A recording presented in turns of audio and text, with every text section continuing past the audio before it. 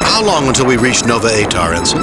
About 23 hours, Captain. 22 hours, 53 minutes, and 17 seconds to be precise. Spock, there's no need to be precise. We're going on shore leave. Rest, relaxation, no calls from Starfleet. Captain, we have a message coming in from Admiral Richards at Starfleet. On screen, Lieutenant. Hello, Jim. I know you're going on shore leave, but What is it, Chris? since you're going there anyway, and it's only a small favor, Favor? I don't want to inconvenience you, but Fine, you have it. What would you like me to do? we recently discovered that one of the exhibits in the Smithsonian Annex at Nova Atar is of great historical significance to the Serenzi, an influential family from planet Lakian. The museum is going to have a small ceremony to return the item. The Federation planned to send a representative, but, well, she couldn't make it. Since you'll be in the neighborhood, well, no dress uniforms. All you have to do is smile and shake hands. Smile, shake hands. It would be my pleasure, Admiral. My chief engineer had already promised to show me around. We'll be there. Thanks, Jim. I owe you one. Check your data files for details. Oh, one more thing, Jim. Due to the security concerns, you won't be allowed to bring any electronic equipment with you. Richards out. Now, I was saying... Captain, do we really have to stand around and listen to speeches from a bunch of politicians? It won't be all bad, Scotty. The curator's a major cognac producer, and he asked us to show up early to thank us for our support. Captain, it'd be rude to keep a man like the curator waiting, what with an important diplomatic function to prepare for.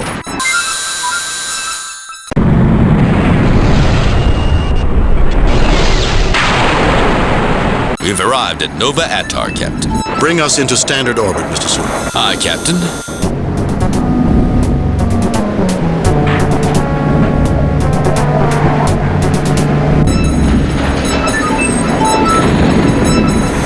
Curator Brezhnev bids you to beam down at your pleasure. Lorn shields, Captain. We are at Nova Atar. Mr. Scott, Mr. Chekhov, come with me. Mr. Spock, you have the con.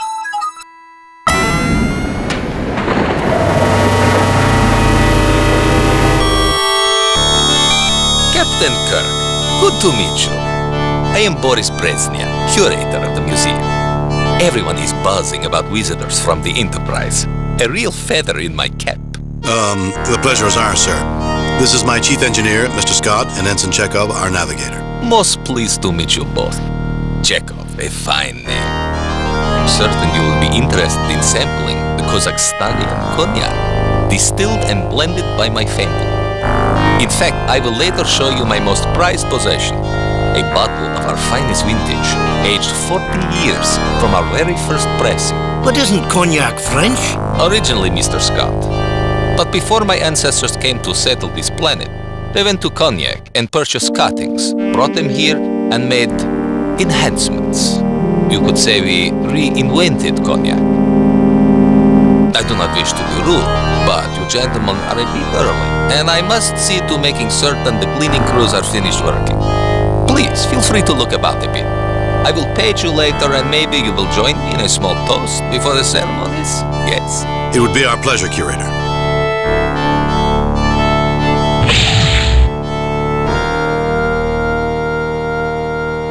I told you we invented it. Maybe we were a little hard on you, laddie. Never doubted you for a second, Mr. Chekhov. Now let's take advantage of this time and look around. I've never seen one of these up close before. A beauty, isn't it, Captain? I'll take your word for it, Mr. Scott.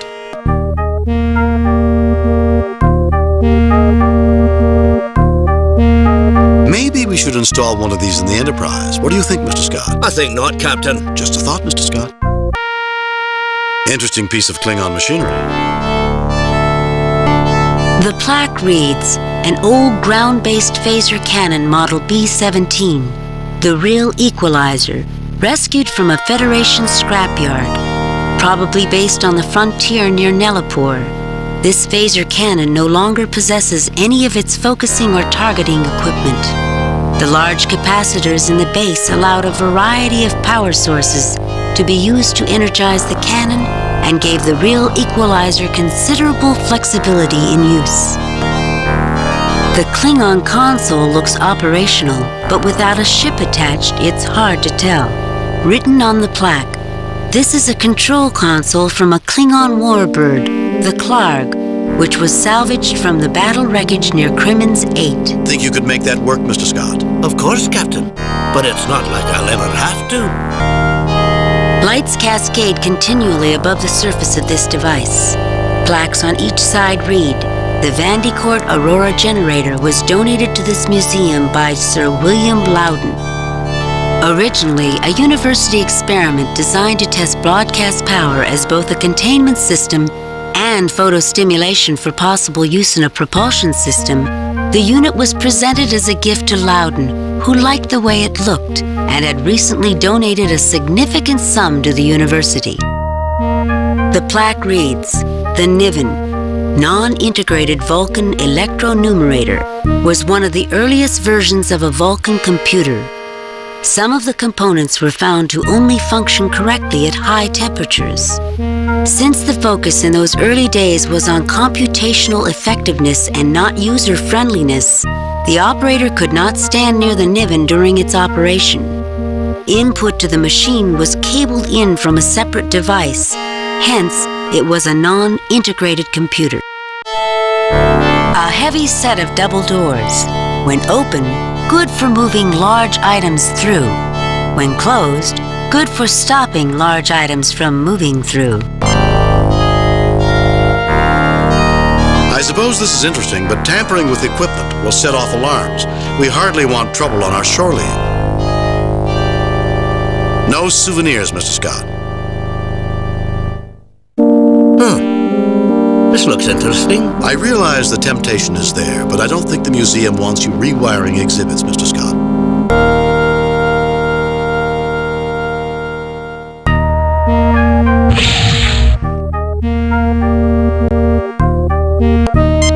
This EVA suit was worn by Ivan Petrovsky, a late 21st century Terran astronaut, during the famous Commonwealth mission. Petrovsky used this suit to dock with the damaged spacecraft SS Commonwealth and saved the vessel from certain destruction in orbit around Mars. Petrovsky. Isn't that a Russian name? I don't think so, Mr. Chekhov. I sincerely doubt it, laddie. Really? I would have sworn it was Russian. The plaque on the old machine reads, "An early experimental transporter. The Murnane 8 was from a time before transporters were safe for travel by living beings. Constructed to be a frequently modified testbed, the Murnane 8 had only a small loading bay. The destination controls were also still in testing, making the use of this transporter as much art as science." Hulking consoles ring the room, making the raised pedestal stand out even more. The plaque reads, "One of the most widely used and most stable designs ever. The Umber Hubble Mark 84 has been used in far more ships than any other model." Captain Kirk, I trained on one of these. It's solid as a rock and twice as dependable. Remind me after the ceremony. I'll talk to the curator about letting you look this one over. Thank you, Captain. I'd dearly love to put it through its paces. An old communications panel. On the plaque, this communications station was removed off the old freighter, Big Bear Running, when that ship was retired from its customary Benchley to Sawcare run. Outdated by today's standards, this system was known for its powerful transmitter and ease of repair. As a side note, the shell of the Big Bear Running was used as a testing target for present models of photon torpedoes.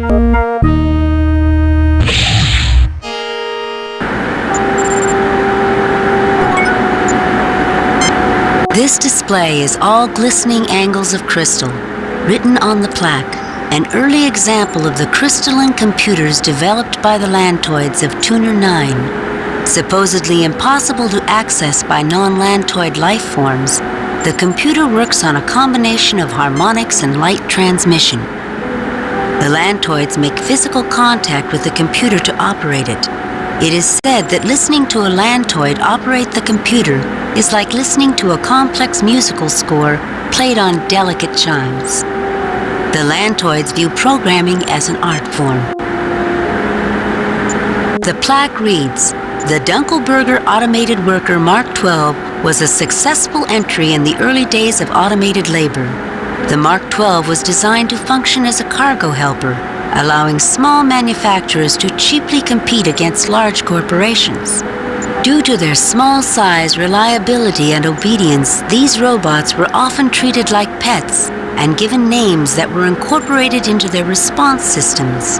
This particular version was called Barney." The plaque reads, "The Dunkelberger Automated Worker Mark 12 was a..." The schematics for a Dunkelberger Automated Worker Mark 12. Written on the plaque, Federation Scientific Probe Model 331-19A. The 331-19A was powered by a small fusion reactor, since removed. The 331-19A had considerable range but was considered slow. The 331-19A carried a 3-ton instrument array. This has also been removed from the display model. This particular probe was used to monitor the collision of Algiers 5 and Algiers 6. One of the double stars at the core of the Algiers system had begun to collapse to a brown dwarf stage, and the resulting fluctuations resulted in the planet's orbital paths crossing, which led to their collision. I've used one of these before, Captain. Everyone notices the fusion reactor, but I'll bet they forgot the fuel cell that served as backup power for the instrument package. It's probably as dry as a bone after all these years. Captain Kirk and party, please report to the curator's office, please. Captain Kirk and party, please report to the curator's office. I hope you enjoyed your tour, gentlemen. Please join me. Would you mind if the first toast with the Kazakhstanian was to the Enterprise? Curator, why isn't that Brezhnev cognac? For heaven's sakes, Chekhov, don't interrupt a man on the verge of toasting the best ship in the fleet with the finest cognac on this side of the galaxy. My apologies. Questions later, then. The toast. Here's to the Starship Enterprise. What could this be? A conspiracy, if you ask me, Captain. Let me pull this up on screen.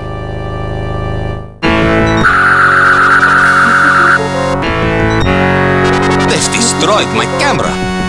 Well, let's see how they deal with our other security systems.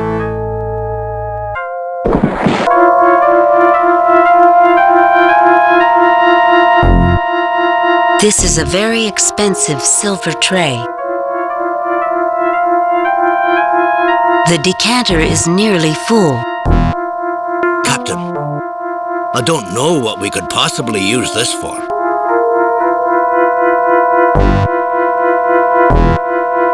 The large lance shows somewhere.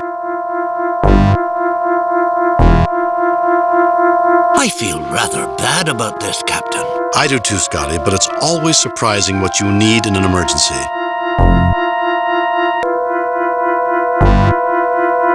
I wonder what this is for.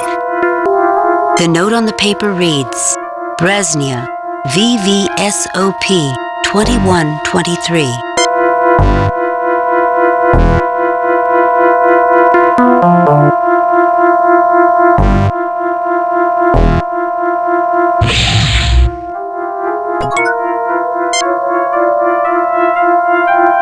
Captain, what will we do when we get to the other room and the door closes? Mr. Chekhov, see if you can wedge that knight under the door. Yes, Captain.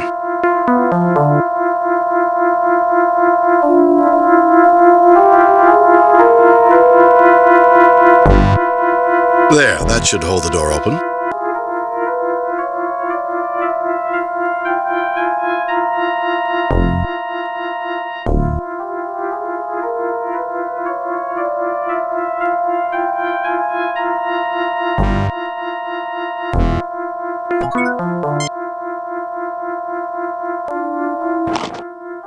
I've looked this beastie over, and the only things we might be able to use are the capacitors.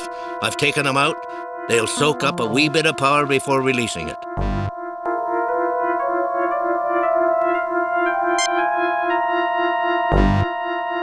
The capacitor should charge very quickly.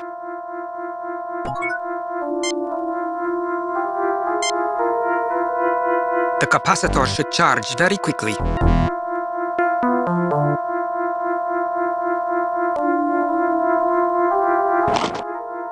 Well, it's not like anyone's likely to be using this monstrosity soon, so I pulled out the only things we might be able to use. It's not much, only some heat-resistant wiring and a cable. Chekhov takes the capacitor off of the Aurora generator. Chekhov takes the capacitor off of the Aurora generator.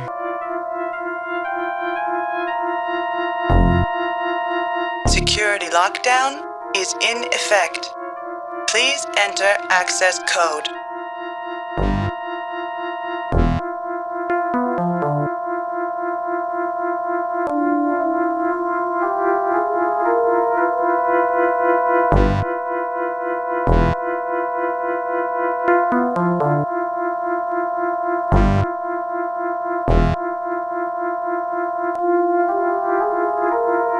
Security lock deactivated. The plaque reads, "A failed experiment in Habis robotics. The Green Mark 6 was one of those ideas where the original concept might have been sound, but the follow-ups were too much. Planned as a simple cargo handler, attempts were made at increasing its function and therefore its flexibility. Unfortunately, proposed missions such as security were well beyond its recognition systems and processors. One small piece of lasting notoriety was that the Mark 6 was one of the first Habis robotic uses of room temperature superconducting wiring. While the wiring concept went forward, little else of this robot did. Low and sleek, this space vehicle has a Spartan look, written on the plaque. This is the escape pod in which the famous smuggler known as the Black McKiernan was captured. Unable to outrun his pursuers, McKiernan tried to escape in the pod as he blew up his ship, hoping the authorities would think he had perished. The pod had been specially constructed of expensive metalloceramic alloys to withstand such an escape tactic. Unfortunately for McKiernan, the pursuit included a trailing scout ship looking for a backtracking maneuver, and when the smiling smuggler opened the hatch thinking he'd made planetfall, he was treated to the inside view of a Federation cruiser's shuttle bay. Low and sleek, this space vehicle has a Spartan look, written on the plaque. This is the escape pod. This was a sensor diagram from the Remembrance, an early Terran interstellar craft.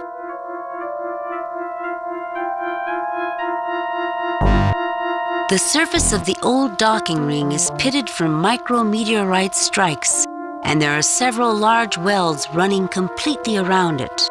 Many magnetic coupling clamps are uniformly spaced around the ring. The plaque reads, "This docking ring was recovered in pieces from the port facilities at Genevieve 9, where it was broken when a freighter, the Hardy, accidentally turned on its thrusters just before mooring was completed."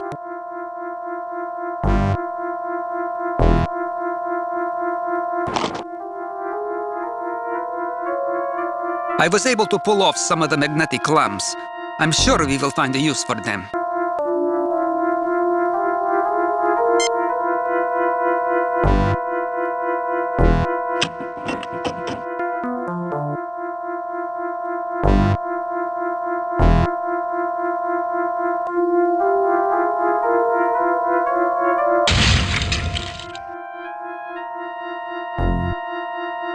That has to be one of the most useless robots I've ever seen. Badly designed, Captain. It's not going to help us, is it? Only in a dance contest, Mr. Chekhov.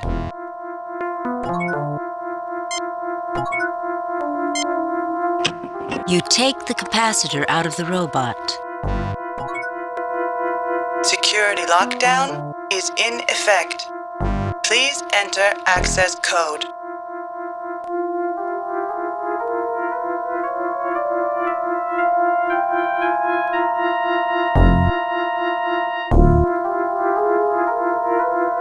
Authorization code correct. Warning, malfunction in security authorization. Access denied. It appears that the terrorists do not want any visitors. Captain, when you were in school, did you ever make a tennis ball cannon? Of course, Mr. Scott. It's a dormitory tradition. Empty cans, tape, and a little propellant. If I remember my formula... But what's that got to do with our situation? I was standing here looking at the cannon and thought maybe we could use the same idea to get through that wee door. We're going to knock down the door with a tennis ball? I'm sure Scotty had something else in mind. You did, didn't you, Mr. Scott? Aye, Captain. In an engineering dorm, that's for freshmen only. As you move along, you get into bigger and better versions. We'll use a big tennis ball? No, laddie. I was thinking, since we cannot fix the phaser here, maybe we could build some sort of mass driver. The capacitors on the cannon can discharge a lot of power in a short burst. Oh, I remember. Using magnetic fields to propel an object faster and faster. Don't say it, laddie. You didn't invent them. Of course not. I was going to say we will need an iron tennis ball.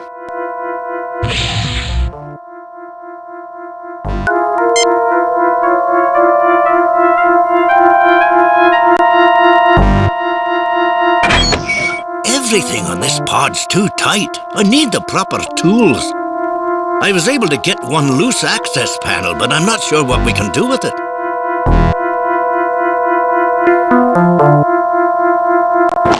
There's no way anyone could fix this piece of junk, no matter how much time was available. But I did get some wires that may be helpful.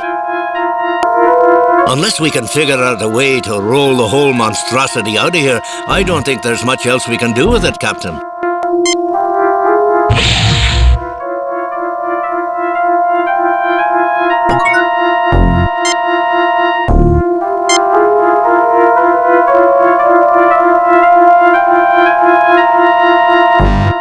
We'll still have to wire them up, Captain. That's going to be the real job.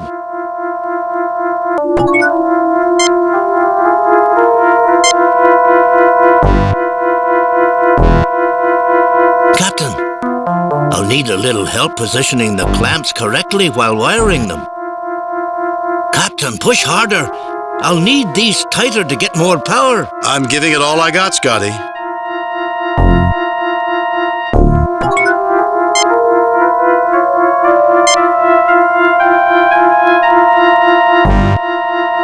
One projectile ready to go, Captain.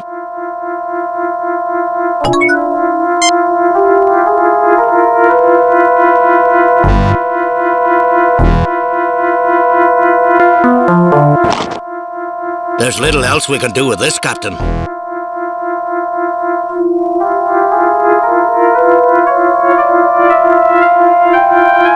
I don't understand what you want me to do, Captain. We still need a control mechanism.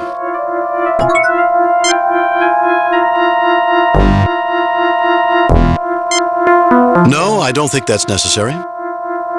No, I don't think that's necessary.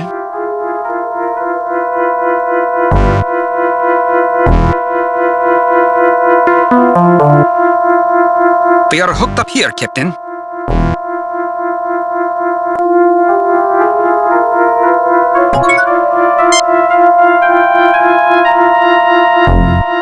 She's all ready, Captain.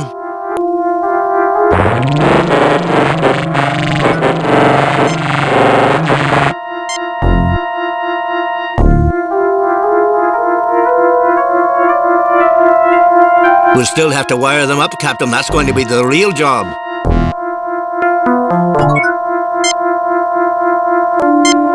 We'll need to set up a magnetic field before we can place the lance.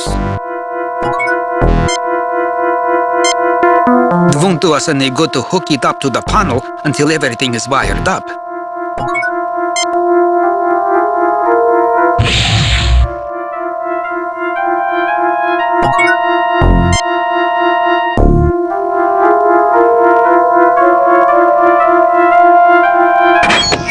Everything on this pod's too tight. I need the proper tools. I was able to get one loose access panel, but I'm not sure what we can do with it.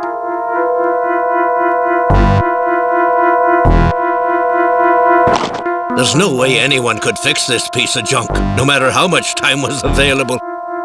But I did get some wires that may be helpful.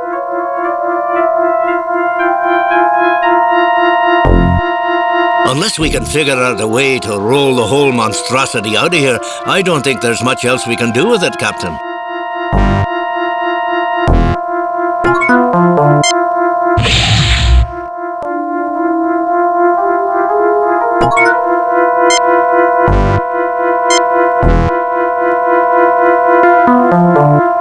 Captain, I'll need a little help positioning the clamps correctly while wiring them. Captain, push harder. I'll need these tighter to get more power. I'm giving it all I got, Scotty.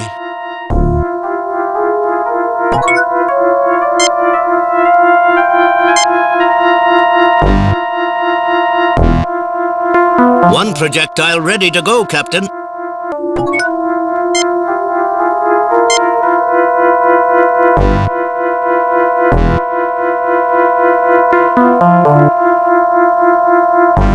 We are hooked up here, Captain.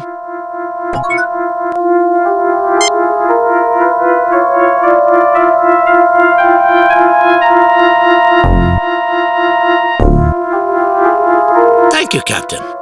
This'll be just like old times. School must miss you dearly, Mr. Scott.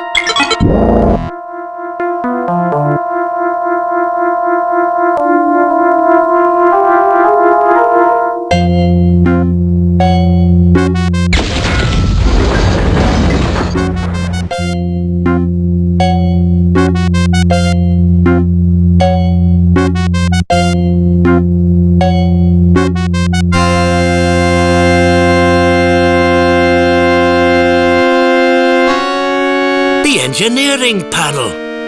Look what we've done. A spacesuit. We made a bit of a mess here, didn't we? We had no choice. Remember, who's really at fault here? That we will, Captain.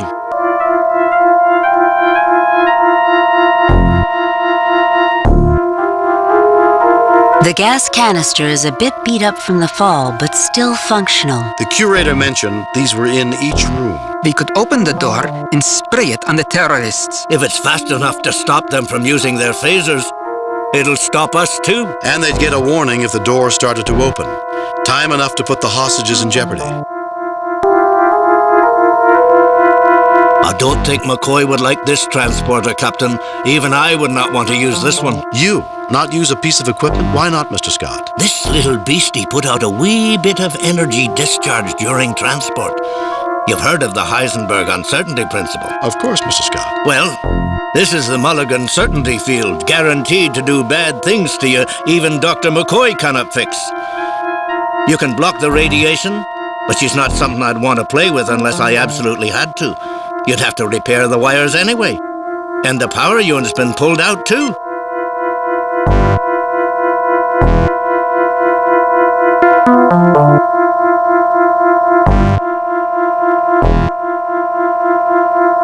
You think Uhura would like it if we swapped this one for hers? Scotty, I never took you for having a death wish. Actually, Captain, this one's not in bad shape. They took the transmitting gear and she's got no power, but other than that, she's in fine condition. They run a ship-shaped museum here.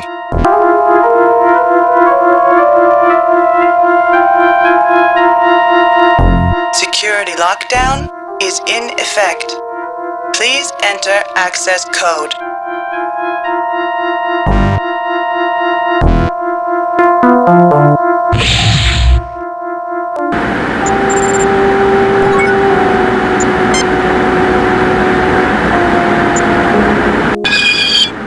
The access panel is stuck, Captain. I don't think any of us are strong enough to pull it free. We can't have it do anything until we get it running.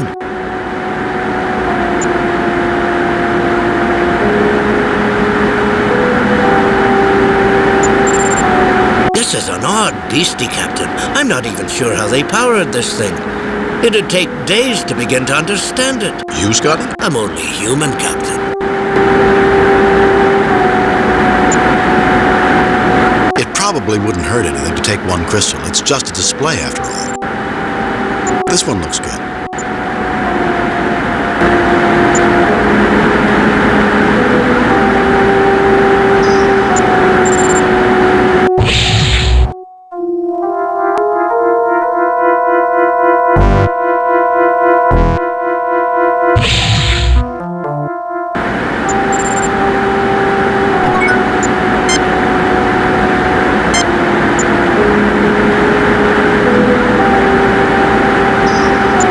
There's only a wee bit of juice in this capacitor, but I think it'll be enough to power up the robot. It's a tight squeeze, Captain. I don't think we'll be able to get it back out once it's in. Should I go ahead and do it? We could use the help, Mr. Scott. Energize the robot.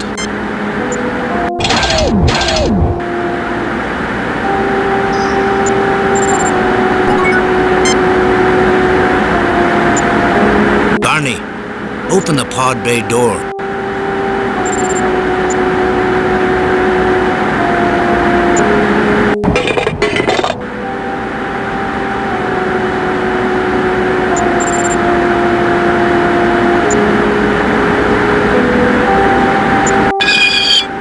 I knew it.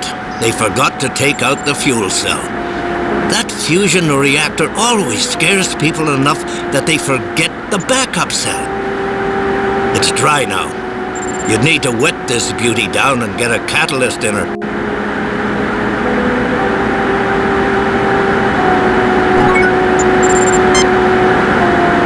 No effect.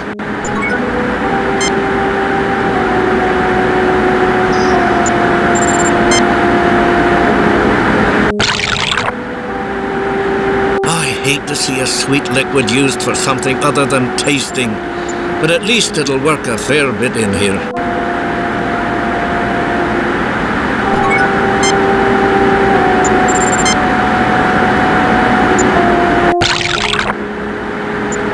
Better than brandies? More than Stums?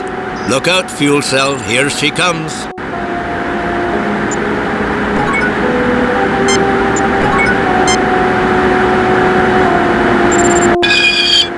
We need something to act as a catalyst and something as a contact between the electrolyte and gas, Captain.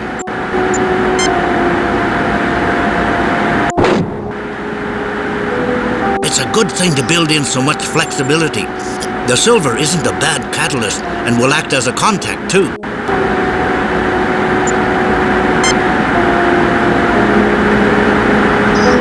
All hooked up and charging, Captain.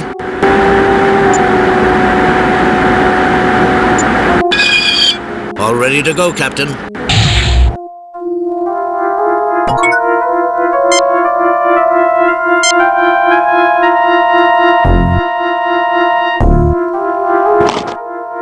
It wasn't easy, but the wiring's fixed, Captain. It's never easy, is it, Mr. Scott? Aye, Captain. If we add one of the capacitors, we should have her ready to run, Captain. It's in there, Captain.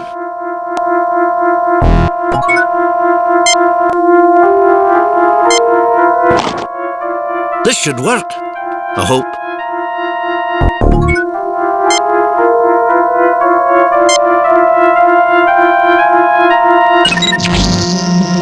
It's inside. We should wait until it's time to transport before we activate the valve. Good idea, Ensign. We're about as ready as we can get, Captain. I'll have the robot open the gas valve and I'll transport on your signal. Shall we give it a go?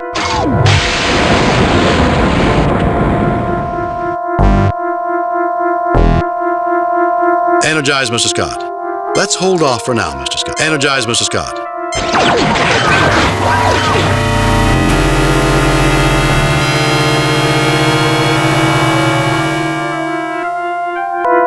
Security lockdown is in effect. Please enter access code.